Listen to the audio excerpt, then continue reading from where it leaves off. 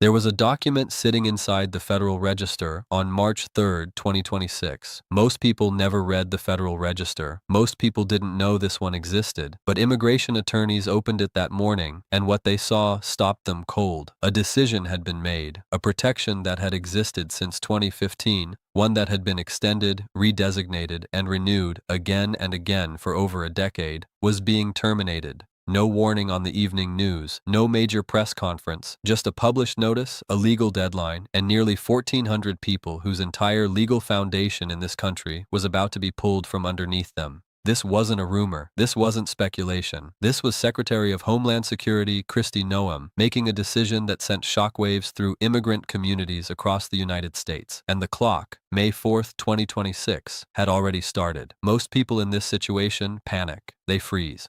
They don't know whether to file something, call someone, leave, stay, fight, or wait. They fall directly into the trap, doing nothing because they don't understand what just happened. But today, you are going to understand it completely, because knowing this right now could be the difference between protection and removal. For over 10 years, there had been signals, not from official press releases, not from formal announcements, just signals, that this administration was preparing something that would look fundamentally different from every immigration policy that came before it. DHS under Secretary Noem had been aggressive, yes, but also methodical in that approach. Every action followed a pattern, a termination, a deadline, a Federal Register notice, almost a formula. TPS for Venezuela had been challenged. TPS for El Salvador had been contested in court. TPS for Afghanistan had drawn serious advocacy pressure. The pattern was visible to anyone watching closely. But what triggered deep concern inside immigrant legal communities in early 2026 was that the usual window for public comment, the usual grace period of extension, the usual redesignation, went silent on Yemen. Immigration attorneys who track TPS renewal cycles recognized the indicators: the absence of an extension announcement before expiration, the shift in DHS language from reviewing conditions to contrary to national interest, the sudden silence from official sources who normally signal renewals weeks in advance, the absence of the word redesignation in any DHS communication, and when DHS goes quiet on a TPS renewal, something loud is coming. On February 13, 2026, Secretary Noem formally announced the termination of temporary protected status for Yemen. Then, on March 3rd, that termination was published in the Federal Register, making it official, legal, and irreversible unless challenged in court or reversed by DHS itself. DHS stated in its own language that conditions in Yemen no longer meet the statutory requirements for TPS designation and that it is contrary to the national interest to permit Yemeni nationals to remain temporarily in the United States. These are actions an administration only takes when signaling something specific, a hardline position on what qualifies as a protected condition,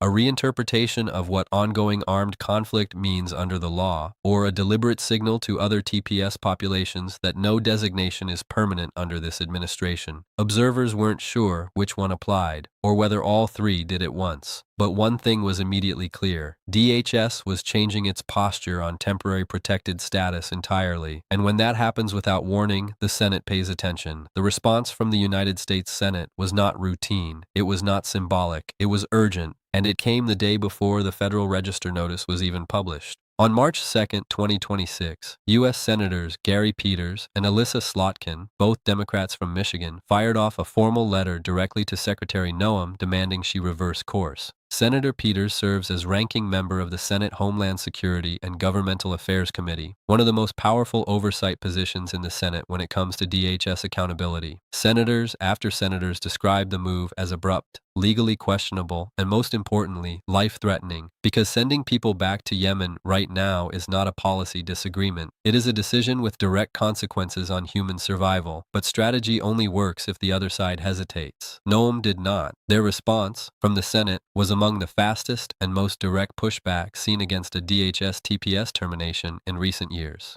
The senators confirmed in their letter that this termination will force hundreds of Yemeni nationals, including a significant number right there in Michigan, to risk their lives by returning to a country that is facing an ongoing armed conflict, economic collapse, food insecurity, and the complete breakdown of essential services. Yemen was initially designated for TPS on September 3, 2015, because forcing Yemeni nationals to return to Yemen posed a serious threat to their personal safety due to the ongoing armed conflict there. That designation was not made carelessly. It was made after deep analysis of conditions on the ground. And in the over 10 years since that designation was made, the DHS had extended and redesignated Yemen for TPS multiple times under both Republican and Democratic administrations. That history matters because it shows that protecting Yemen TPS holders was never a partisan position. It was a legal and humanitarian one. Now, the affected population stands at approximately 1,400 beneficiaries. That number might sound small, but each one of those 1,400 people is a human being, a business owner, a worker, a student, a taxpayer, a parent, who built their entire legal status in this country around a protection the U.S. government had guaranteed, renewed, and honored for more than a decade. The senators wrote directly to Noem that Yemeni nationals currently present in the United States should not be forced to return. They argued that extending and redesignating Yemen for TPS would enable those individuals, including business owners, workers, students, taxpayers, and community members who contribute positively to local economies and civic life,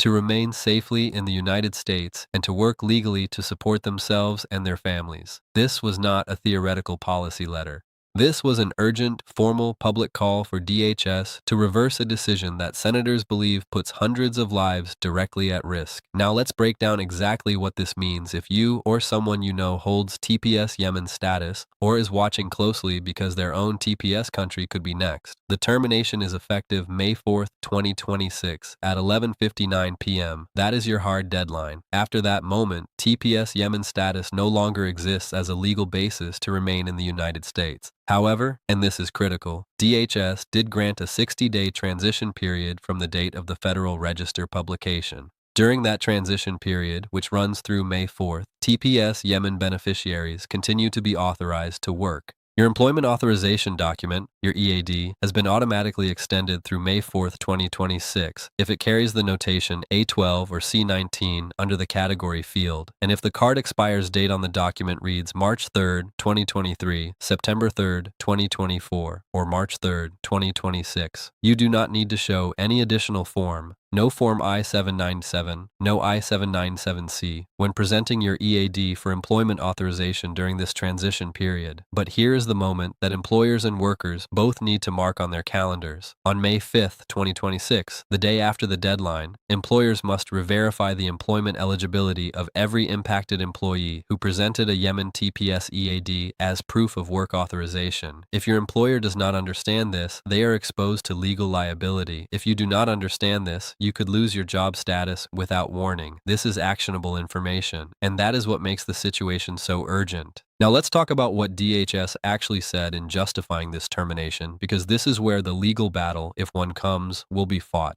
DHS cited several reasons for the termination. First, they claimed that Yemen no longer meets the conditions for an ongoing armed conflict that poses a serious threat to the personal safety of returning Yemeni nationals. Second, they argued that extending TPS for Yemen is contrary to the national interest. Third, and this is the part that drew the most scrutiny, DHS stated that some Yemeni nationals who have applied for or been granted TPS have been under administrative investigation for risk to national security or public safety, or for attempting to obtain immigration benefits through fraud or misrepresentation. DHS also pointed to high visa overstay rates among Yemeni nationals dating back to 2018. Immigration attorneys immediately pushed back on this framing, noting that using isolated cases of fraud or overstay to justify ending protections for an entire group is a legally and morally contested approach. The law governing TPS is clear. The Secretary must evaluate country conditions, not the behavior of a subset of individuals. And on country conditions, the facts are stark. Yemen is still in the midst of one of the worst humanitarian crises on the planet. Armed factions remain in conflict. Food insecurity affects tens of millions of people inside the country. Infrastructure, hospitals, schools, water systems remain severely compromised. The United Nations has repeatedly described the Yemen situation as one of the world's most acute humanitarian emergencies, and yet DHS made the determination that the conditions no longer meet the standard for protection. That determination is what the senators are challenging. That determination is what immigration advocates are preparing to contest. And that determination is what every TPS holder in the United States, not just Yemeni nationals, needs to watch extremely carefully.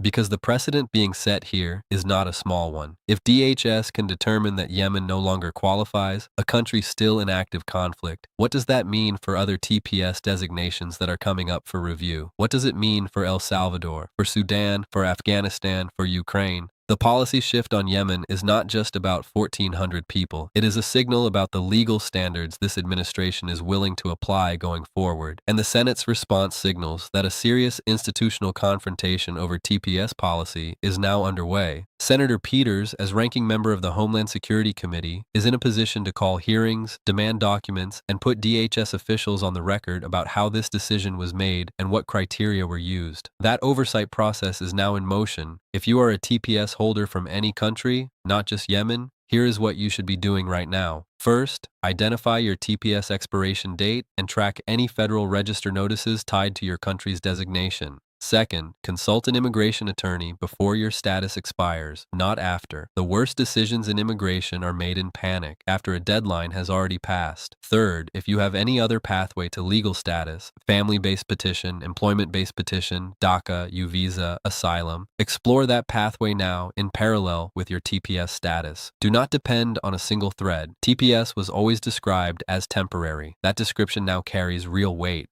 Fourth, if you are an employer with TPS Yemen employees, mark May 5th, 2026 on your calendar as the re-verification deadline and consult your HR and Immigration Counsel now. Failure to re-verify is an I-9 compliance violation. Fifth, watch what happens in court. Legal challenges to TPS terminations have succeeded before. Federal courts have previously blocked TPS terminations for El Salvador, Haiti, Nicaragua, and Sudan on the grounds that the government did not follow proper procedures. A similar challenge to the Yemen termination is entirely possible, and if filed with a strong legal argument, could result in a temporary injunction that pauses the May 4th deadline. None of that is guaranteed, but it is a real possibility that TPS Yemen holders and their attorneys should be actively monitoring. The senators closed their letter to Secretary Noem with a direct and unambiguous demand. They urged her to extend and redesignate Yemen for TPS, in accordance with the law, the facts on the ground, and America's long-standing commitment to humane immigration policy.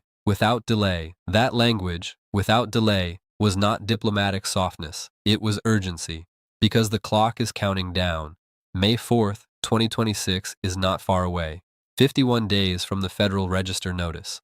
51 days is not a long time when you are rebuilding the legal foundation of your life in this country. It is not a long time to find a new pathway. It is not a long time to consult an attorney, file documents, and understand what options remain. But it is enough time if you start today. As the weeks continue, more details will emerge about how DHS reached this conclusion, whether the Senate will escalate its pressure, and whether a legal challenge will be filed in federal court before the deadline arrives. But one thing is already clear. Knowing this right now does not make you a criminal. It makes you prepared. It means you are not sitting in the dark while a clock runs down on your status. It means you are protecting yourself, your family, your job, and your future with real information that DHS published in a document most people will never read. Share this video with every Yemeni national you know in the United States. Share it with every TPS holder watching from any country. Because what happens here sets the standard for what comes next. Subscribe to Visa Status Radar for more protection. We protect you with real information as the next phase unfolds.